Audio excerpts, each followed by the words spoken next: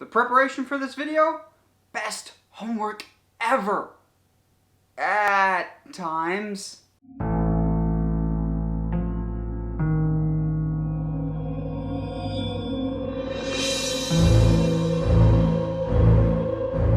Hey movie fans, so I'm a huge fan of the Halloween horror franchise, the one with Michael Myers, not just the overarching, this is a Halloween themed movie, more the actual franchise called Halloween. So to celebrate the month of Halloween, I'm going to rank all the Halloween movies, the franchise, the Halloween franchise. Now the franchise as a whole has had its ups and its downs, and we're even going to get some more with this upcoming John Carpenter, executive producer, Blumhouse, created Michael Myers inspired, starring, / Halloween movies on the horizon, so I thought we'd take a look back at the 10 films that we've gotten so far in the franchise.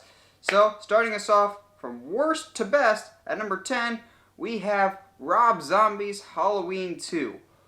Whew! This one was hard to sit through. And not just because of its disturbing level of violence, that's to be expected in any Rob Zombie movie, but this one was just... it doesn't bear a whole lot of resemblance to any form of a Halloween story. So it's supposed to be a loose adaptation of the original Halloween 2, which takes place exactly after Halloween 1. Except this, they recreate that in the first 15 minutes, and it ends up being a dream sequence. The rest of it has a whole bunch of characters that you don't care about. Michael Myers not in a mask, looking more like a lost hobo than anything else, getting weird psychedelic visions throughout the whole thing, and it's just not enjoyable. Normally in a movie you need at least one or two characters that you can rally behind and you care about. This one, everyone's a jerk and you don't care who dies, and everyone dies at the end, pretty much. Spoiler, if you care. And this officially marked the end of Rob Zombie's involvement in any of the Halloween movies and kind of just stalled the franchise for a while until we get these new movies. So, thanks for that, Rob Zombie Halloween 2. Next up, we have Halloween 6, Curse of Michael Myers. Now, this is actually one of the very first major movies that Paul Rudd was ever in. This is actually even predating his Friends appearances. Yeah, it's that old, and it's that bad. It's very, very bizarre. So what do you think of when you think of the Halloween franchise? Do you think of a guy with a gigantic kitchen knife, a blank William Shatner mask, just killing people in Haddonfield? That's not what this movie's about. It has genetic mutations, cloning, the occult, and child sacrifice. It's really, really bizarre. It's also heavily implied that Michael has a child within the family, and it's really weird. They kind of just address it once and kind of drop it because they know how weird that sounds. They go on off on this whole occult tangent and then just kind of drop that about halfway through, and it's really, really bizarre. It is not really a Halloween story in the slightest, nor is it a good story. It kind of takes away all the mystique and terror that is Michael Myers and just goes really, really, really bizarre. This also marked the final appearance of Donald Pleasance as Dr. Samuel Loomis, which he didn't even get a proper send-off, but that's more or less because he passed away before they could actually send a good write-off to him. However, he's the only standout in this movie that's otherwise just incredibly hard to watch and incredibly frustrating for a Halloween fan like myself. Next up at number 8 on the ranking of the Halloween movies, we have Rob Zombie's Halloween. Not nearly as bad as Halloween 2, this movie still has a bit of issues. It tried to more or less recreate the original 1978 John Carpenter's Halloween, except upping the violence level and trying to understand Michael, which that's kind of misinterpreting the entire point of the original. There isn't any blood or gore in the original Halloween, and you don't know anything about Michael Myers. The first half of this movie is dedicated to child Michael Myers and understanding his psychology and his psyche, which I don't care to know about that. That kind of takes it away. You get so acclimated to seeing Michael Myers and getting so used to him, it's like you're supposed to root for him or something. That way, when he eventually shows up in his mask and tries to start killing people in the second half of the movie, you're not scared because you've gotten so used to seeing him on the big screen in that adaptation. Plus, everyone in the movie's a jerk. You don't care. Rob Zombie movies have jerk characters. Everyone's a jerk. Except for Michael Myers' mother, who's played by Rob Zombie's wife. Coincidence? I think not. Well, we got nowhere to go but up from here, so next up we have Halloween 3, Season of the Witch. Now this one is a bit odd, to say the least, so stay with me here. This is the only Halloween movie that does not feature Michael Myers. What? Isn't he a staple of the horror franchise? Yes, but the creators of the movies wanted to kind of go in a different direction. They kind of wanted to go in more of an anthology direction of making different themed movies based on different holidays. So like Halloween, maybe even an Easter Bunny killer movie, which would be fascinating. And we all know you can't make a scary leprechaun movie, so I don't know if that would ever happen. But they wanted to do horror themed movies around different holidays. So they ditched Michael Myers for Season of the Witch and went with this Halloween the Holiday themed movie. And as a whole, it's not that bad. It's basically, I'd equate it to a Twilight Zone TV special. It's kind of campy and ridiculous, but there are some scenes, like one in particular, that's on par with the Willy Wonka tunnel scene in terms of how much it's going to stick with you and just really, what did I just see on the 1 to 10 scale of unsettling?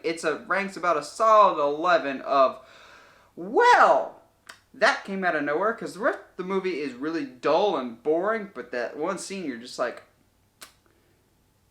okay, you built the whole movie around that scene, and you didn't really think ahead. So the basic gist is, there's a company called Silver Shamrock, and they're making these masks that can kill children and their families, and so they want kids to buy all these masks, and it's really weird. And there's like a discount Burt Reynolds that's trying to save the day, and as a movie, it isn't bad. As a Halloween movie, it doesn't really fit. So it's kind of just in the middle of the pack. Well, as I said before, we got nowhere to go but up. At number 6, we have Halloween Resurrection, starring Tyra Banks and Busta Rhymes, and Ryan Merriman, who apparently didn't fade off into complete obscurity after all those Disney Channel original movies. This movie a lot of people hate, and I can understand why, but for me, it's a guilty pleasure. So what happens is, apparently at the very beginning, Laurie Strode is killed. Jamie Lee Curtis's character. They just kind of go off on this side tangent and kill her. I typically think this is like an alternate universe, Michael. It sounds confusing, but considering the story of Michael Myers and Laurie Strode, they're just two sides of the same coin type of thing.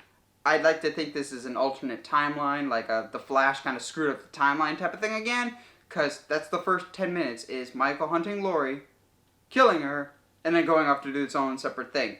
It's Michael Myers meets reality television, and it's really, really bizarre, but I don't know why, but it's a guilty pleasure for me, whether that's seeing Busta Rhymes beat up Michael Myers in hand-to-hand combat, pretending he's Bruce Lee, which sounds dumb, and is dumb, but it still entertains me.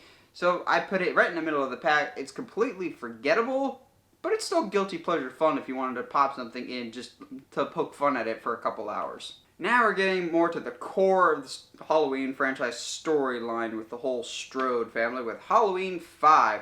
Now, as it goes in the Halloween story, Laurie Strode, the girl from the original Halloween movie, after her ordeal in Halloween 1 and 2, she has a daughter and then dies in a car accident, and now Michael is chasing after the daughter. So that's the plot of the 4th movie, so extend that into the 5th movie. Michael's not that effective, apparently, at getting his main target.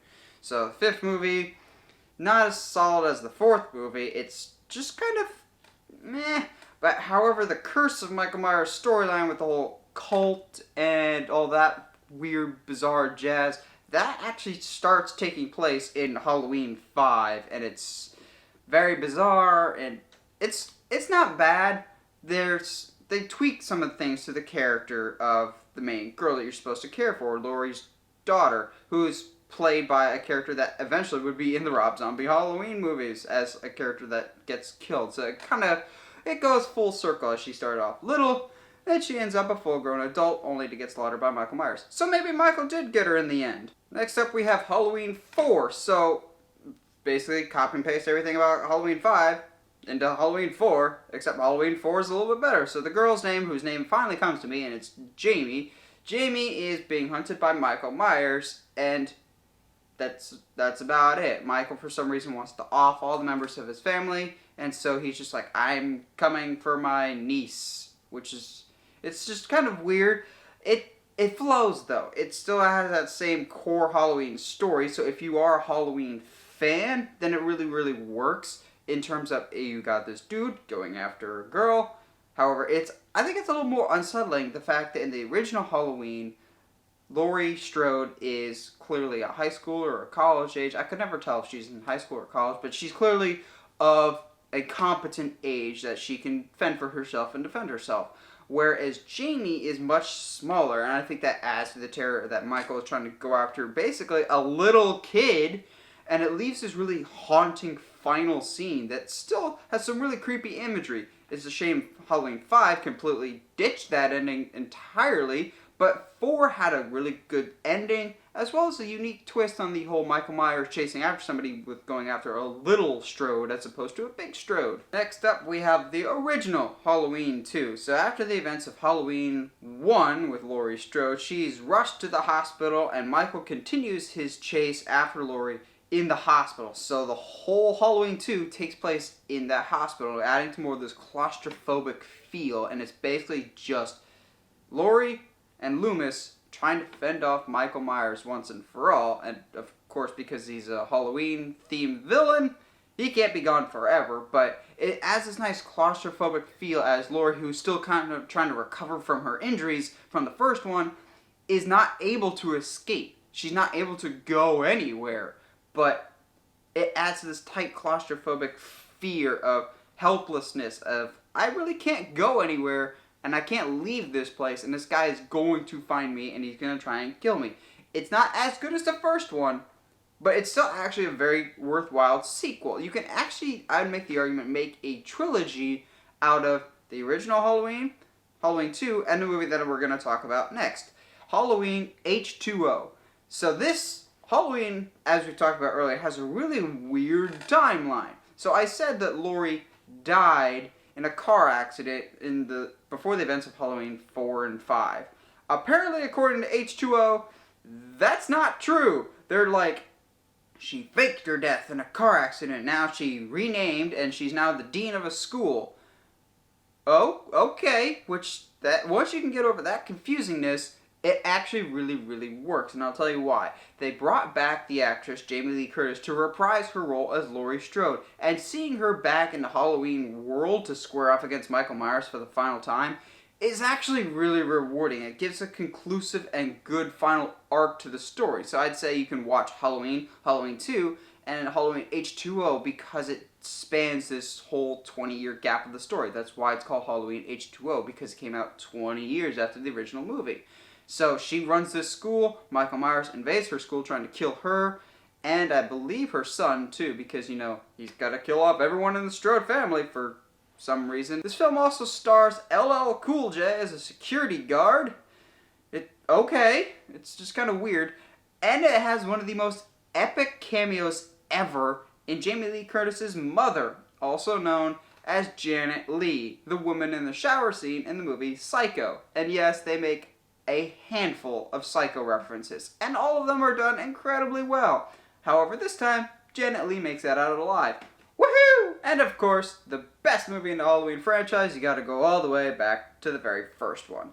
Halloween 1978, or John Carpenter's Halloween. The original is always the best. So, why was this so powerful and so resonating with basic moviegoers, horror audiences, and just the horror genre going forward? It's because it really revolutionized the slasher genre. It's not the type of horrors that we're used to today. This relies a lot on suspense. There's not a lot of jump scares. There's not a lot of that suspenseful music as it cuts in, which I'm so sick of hearing. But it really builds this tension. If you look carefully, you can see Michael Myers in the background not doing anything, and then the next he's gone. So the next time, you'll be looking for Michael in the background, and because you know he's there somewhere, just lurking like a shadow, and you're just sitting on the edge of your seat waiting for him to show up, or wondering what he's going to do next. And that adds the suspense because you can tell that he's already in your mind, and you're like, I'm a little unnerved. The soundtrack, of course, is iconic, done by John Carpenter. It's like the iconic horror music, and it really, really complements the movie, and it makes it that much more tense, and you really root for the character of Lori. She isn't your typical damsel in distress. She is competent. She cares about the kids. But at a certain point, you really start to root for her because she starts fighting back. And I really like that aspect of her character, and that's one aspect of the character that I'm glad kind of stuck with that character throughout all of the Halloween films that she was in. She was tough, she's tenacious, and she genuinely has a good heart, just stuck in a really bad situation, making it easier to sympathize with her and wanting to see her get out okay, which is essentially what you want for any good horror movie, is a character that you can root for and hope they get out okay, whether or not they do or not. Well, what do you guys think about the Halloween genre and franchise as a whole? What are your favorites and least favorites in that genre? Let me know in the comments below. And as always, if you like what you see and want to see more, subscribe to the channel, or find me on Facebook, Twitter, or Instagram at Uncharted Media. Stay sharp, movie guys and gals!